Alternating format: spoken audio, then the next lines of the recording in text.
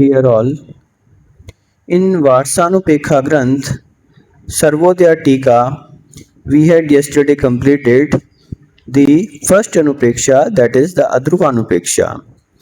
As we know that out of 12 Anuprekshas, the first one is the Adruvanupreksha, and in this Anupreksha, Acharya Shri Kund Dev had described this Anupreksha from 5 Gathas, that is Gatha number 3 to 7. And in this Acharya Shri had described that all material things in the world that are not everlasting, similarly all the things relating to our body are not everlasting, all our relations are not everlasting, and by the end Ajay she had described that only our soul is the thing that lasts for the ever, and that's why we should only think about our soul, and we should only give importance to our soul. All the material things that are not relating to us, that's why we should not give any importance to these. And today Acharya Shri is going to start the second part of this book, that is the second adhikar, that is Asharananupreksha. Ashranupeksha. So, what are the gathas that will be contained in this Anupreksha, that Acharya Shri will be going to tell by the way of the Patanika, and today we are going to start this Patanika. Thereafter we will take the each gatha in this adhikar one by one. बंधुओं, परम पूज्य आचार्य श्री कुंद देव के महान ग्रंथ वार्षानुपेखा में आचार्य विराग सागर जी महाराज द्वारा लिखित सर्वोदय टीका का वर्णन चल रहा है, और इसमें आचार्य श्री कुंद देव ने तीसरी से लेकर 7वीं गाथा तक पहली अनुप्रेक्षा, कौन सी? अध्रुवानुपेक्षा। अध्रुवानुपेक्षा कहो अथवा अनित्यानुपेक्षा कहो, तो ये पहली अनुपेक्षा का वर्णन आचार्य श्री ने किया, जिसमें आचार्य श्री ने बहुत अच्छे से, बहुत डिटेल में, बहुत विस्तार से इस बात को कहा कि संसार में जितनी भी भौतिक वस्तुएं हैं वे अध्रुव ही हैं, वे समाप्त होने वाली ही हैं, अशाश्वत ही हैं, कोई भी स्थायी रहने वाली नहीं है। इसी प्रकार से आचार्य श्री ने इसमें यह भी बताया कि जो भी हमारे शरीर से संबंधित वस्तुएं हैं वे भी कैसी हैं? अस्थाई हैं। जितने भी हमारे संबंधी जन हैं वे भी अस्थाई हैं, और यद्यपि ये आत्मा और शरीर जो कि पानी और दूध की तरह से एक में हुए हैं, फिर भी ये शरीर भी अस्थाई है, नाश को प्राप्त होने वाला है, समाप्त होने वाला है। इसलिए हमें इस शरीर की भी भावना नहीं रखनी चाहिए।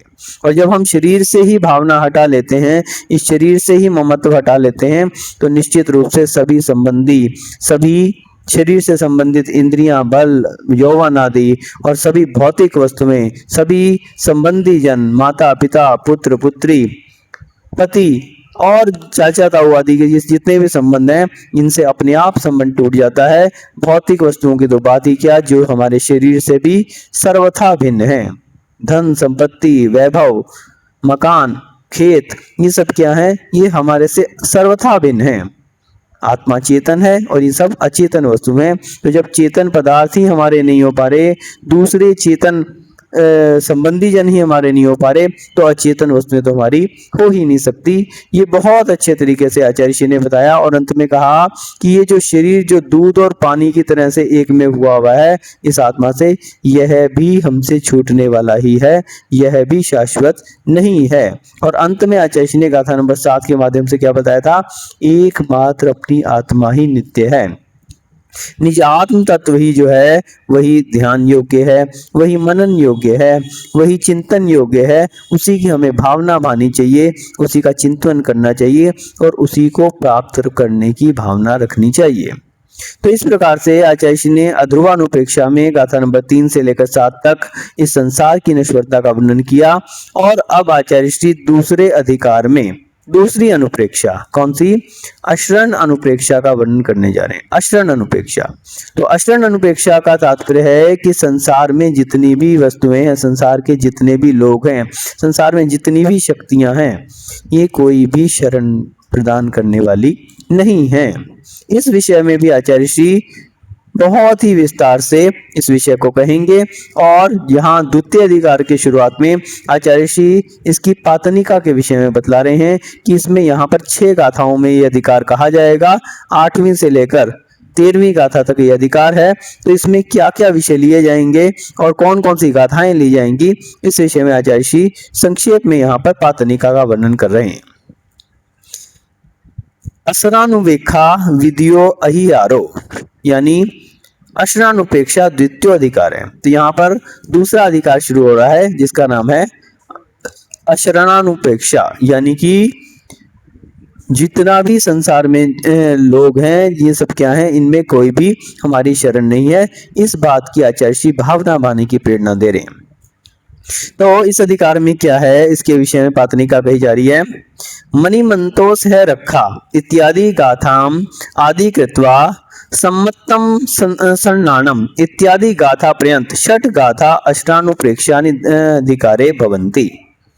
तो यहाँ पर अजय जी कह रहे हैं कि मणिमंतो से रखा इत्यादि इस गाथा को आदि लेकर यहाँ से शुरू कर सम्मतम सन्नानम इस गाथा तक 13वीं गाथा तक यह अधिकार है, अष्टानुप्रेक्षा अधिकार है। इसमें ये 6 गाथाएं हैं।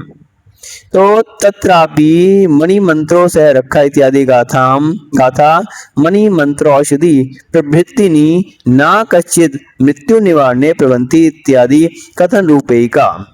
तो पहली गाथा ये जो इसमें अधिकार में है 6 गाथाओं में मणि मंत्रों से रखा इत्यादि जो प्रथम गाथा है, जिसमें क्या कहा है कि मणि मंत्र औषधि आदि ये कोई भी प्रभृति यानी और भी ऐसी जितनी भी चीजें प्रभृतिनी ना कश्चित मृत्यु निवारणे प्रभवंती, कोई भी मृत्यु को नाश करने में समक्ष नहीं है, कोई भी समर्थ नहीं है।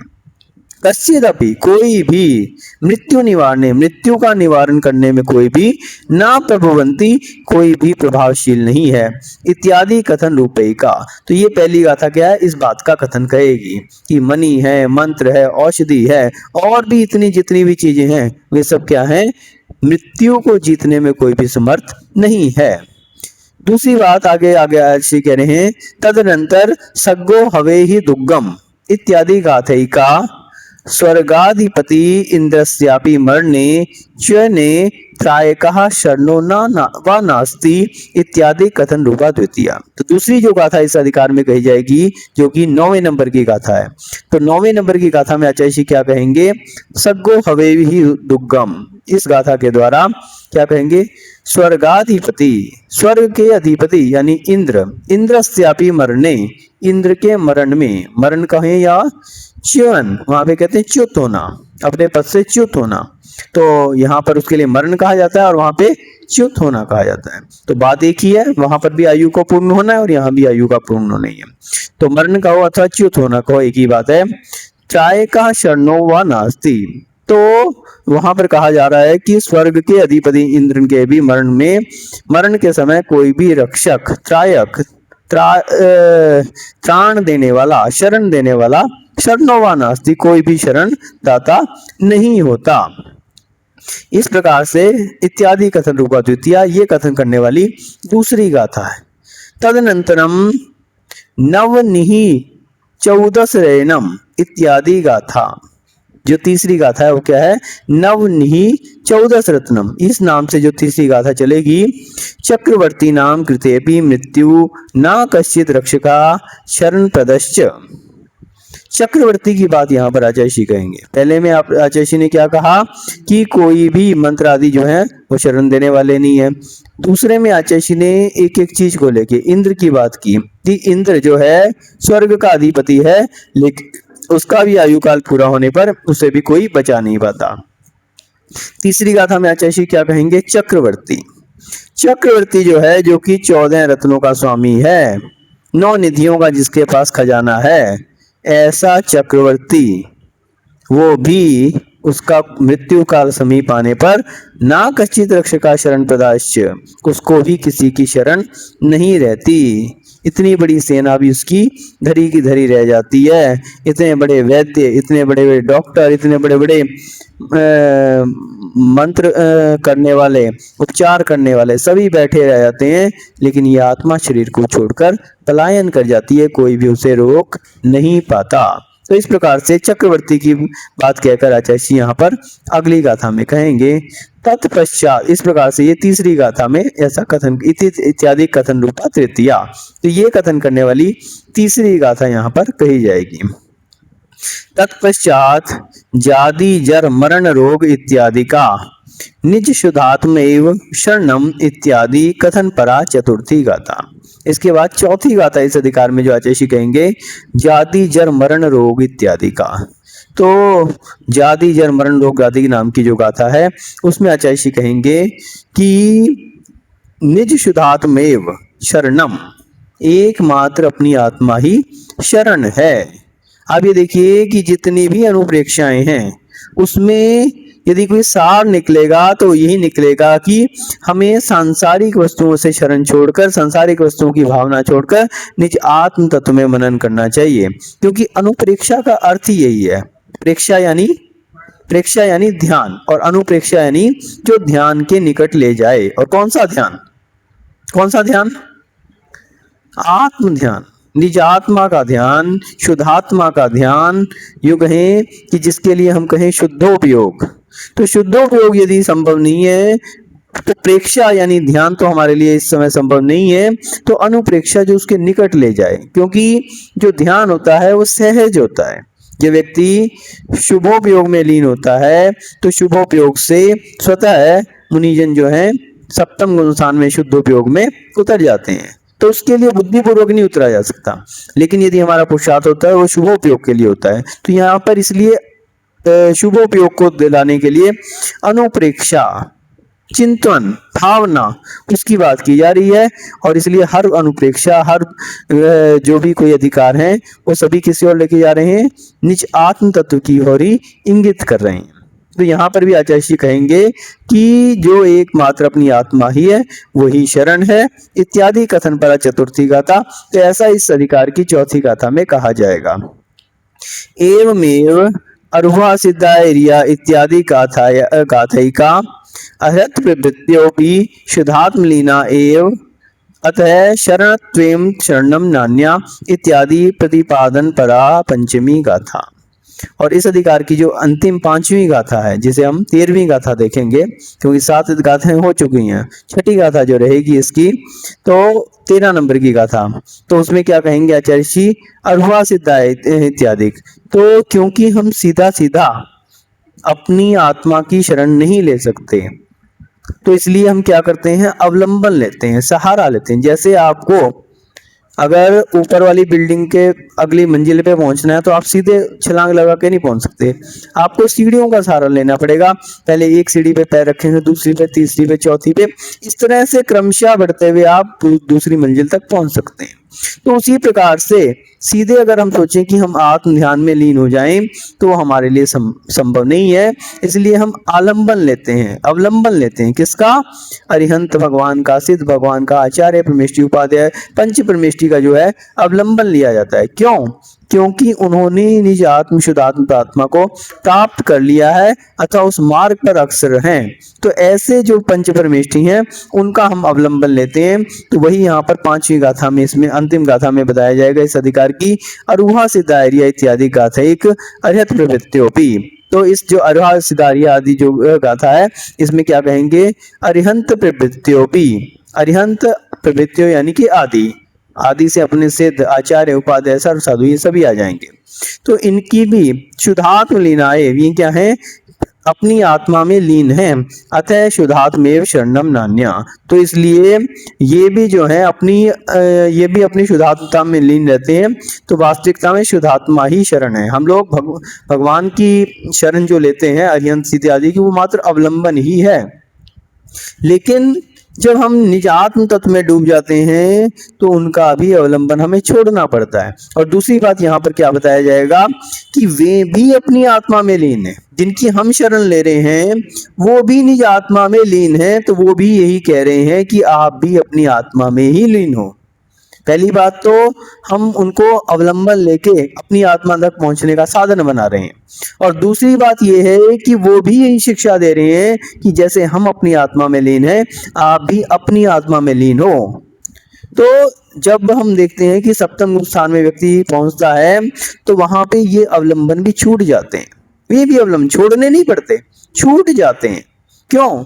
क्योंकि जब आपको मंजिल मिल जाती है तो आप वाहन को छोड़ देते हो। जैसे आप यहाँ से गए ललितपुर और वहां पर आप अटारजान मंदिर में पहुंचे, तो मंदिर पहुंचने तक तो आपने गाड़ी का ऑन, लेकिन मंदिर में पहुंचने के लिए आपको क्या करना पड़ेगा, उस गाड़ी को भी छोड़ना पड़ेगा, तभी आप मंदिर में प्रवेश कर सकते हैं। तो उसी प्रकार से जब हम लक्ष्य के निकट पहुंच जाते हैं तो जो हमने अवलंबन लिया था, जो माध्यम बनाया था, उसको भी छोड़ना छूट जाता है, छोड़ना नहीं पड़ता, अपने आप ही वो छूट जाता है। इस प्रकार से यहाँ पे ये बात जो है इसमें गाथा में प्रतिपादित किया गया, इत्यादि प्रतिपादक परा पंचमी गाथा। तो इस प्रकार से इनको प्रतिपादित करने वाली ये 5 गाथाएं यहाँ पर कही जाएंगी। तदनंतर इसके बाद सम्मतम समनानम इत्यादि गाथैका रत्नत्रयात्मक आत्मेव सा एव शरणभूता इत्यादि कथन परा षष्ठी गाथा। इसके बाद छठी गाथा कौन सी है? सम्मतम सन्नानम इत्यादि नाम की छठी गाथा है, जिसमें क्या कहा है, इत्यादि गाथैका, इस एक गाथा के द्वारा रत्न त्रयात्मक आत्मैक सा एव शरणभूता, रतन त्रयात्मक आत्मा ही, रतन त्रय यानी सम्यक दर्शन, सम्यक ज्ञान और सम्यक चारित्र। तो इन 3 रत्नों से सहित रतन त्रयात्मक आत्मा एव सा एव शरणभूता इत्यादि कथन परा षष्ठी गाथा। इस प्रकार से ये जो इस बात को कहेगी कि इसलिए हरिहंस सिद्धाचार्य उपाध्याय भी जो है वो शरणभूत नहीं है, एकमात्र रत्न त्रय से संपन्न, सम्यक दर्शन, सम्यक ज्ञान और सम्यक चारित्र से संपन्न हमारी आत्मा ही क्या है, हमारी शरण है। ऐसी बात जो है, ऐसी कथन करने वाली छठी गाथा है जो इस विषय में आगे कही जाएगी।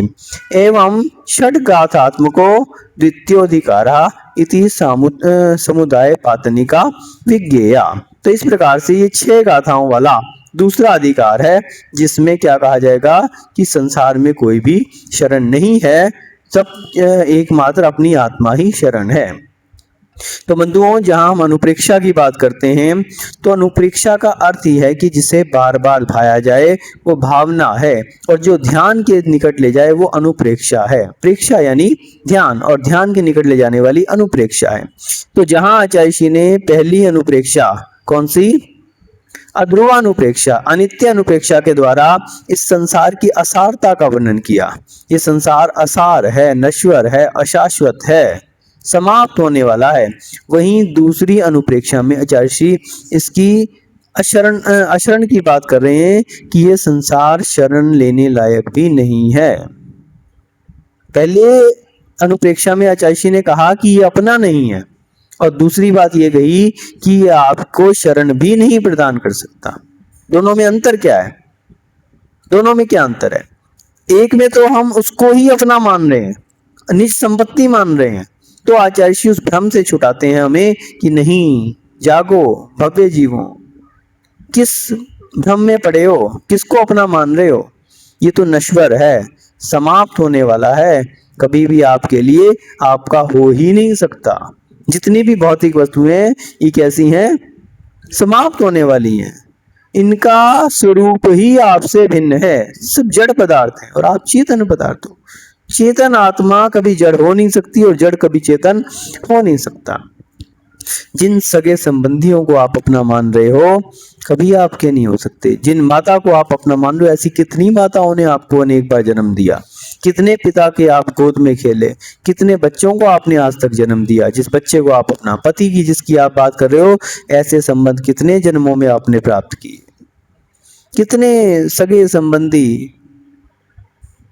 दूसरे जन्म में तो ये छूटेगा सो छूटेगा, इस जन्म में भी कोई भरोसा नहीं कि वो मृत्यु पर्यंत भी आपके साथ रहे। बहुत सारे ऐसे उदाहरण हैं कि बच्चों ने अपने माँ बाप को छोड़ दिया, या तो उनको कहीं अनाथ आश्रम छोड़ के आ गया अथवा स्वयं छोड़ के विदेश में चला गया, दूसरे गांव में चला गया, दूसरे शहर में चला गया और पूछने वाला भी नहीं है वापस। तो ऐसे इस ममत्व के जाल को तोड़ो, इस भ्रम को छोड़ो कि ये मेरे हैं।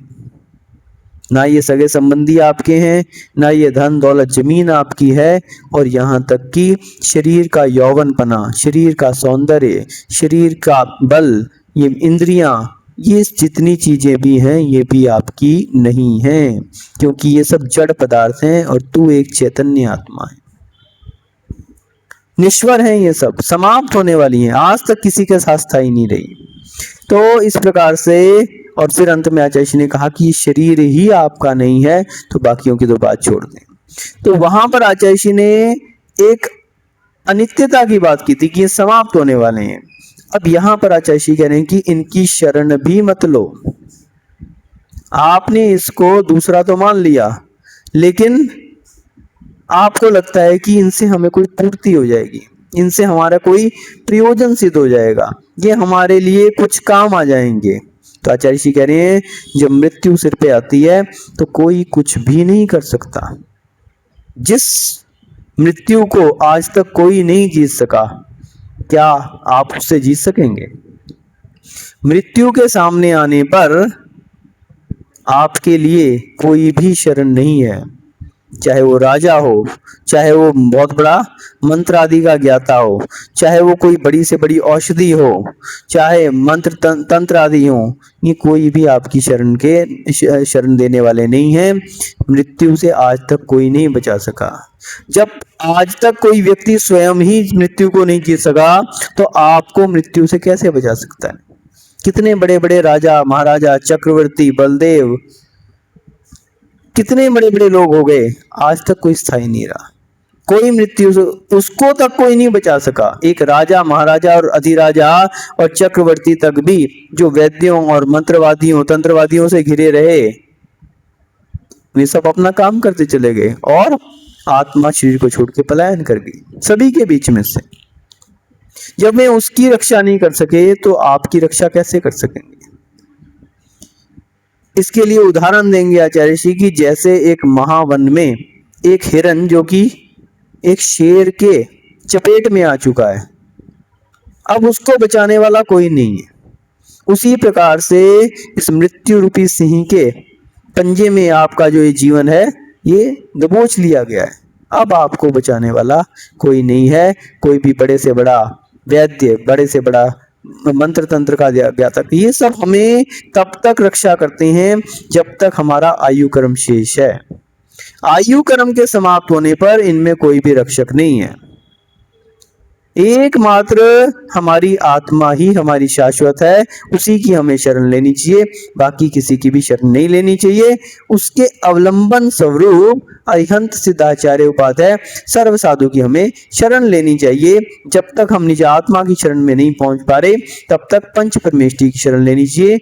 ये पंच परमेष्टि हमें बाह्य जगत से बचाकर निज आत्मा में स्थिर करके और अपनी आत्मा को ही प्राप्त कराने का मार्ग बताते हैं, इसलिए ये ही शरणभूत हैं, अन्य संसार में कोई भी शरण नहीं है। इस प्रकार से यहाँ पर आचार्य जी इस अश्रणानुप्रेक्षा के माध्यम से गाथा नंबर 8 से लेकर 13 तक 6 गाथाओं के माध्यम से अलग अलग उदाहरण देकर, कहीं चक्रवर्ती का उदाहरण देके, कहीं इंद्र का उदाहरण देके और कहीं और अन्य उदाहरण देकर आचार्य इस बात को कहेंगे और फिर यही कहेंगे कि अरिहंत सिद्धाचार्य उपाध्याय की शरण लेनी चाहिए और अंततः अपनी आत्मा की ही शरण लेनी चाहिए।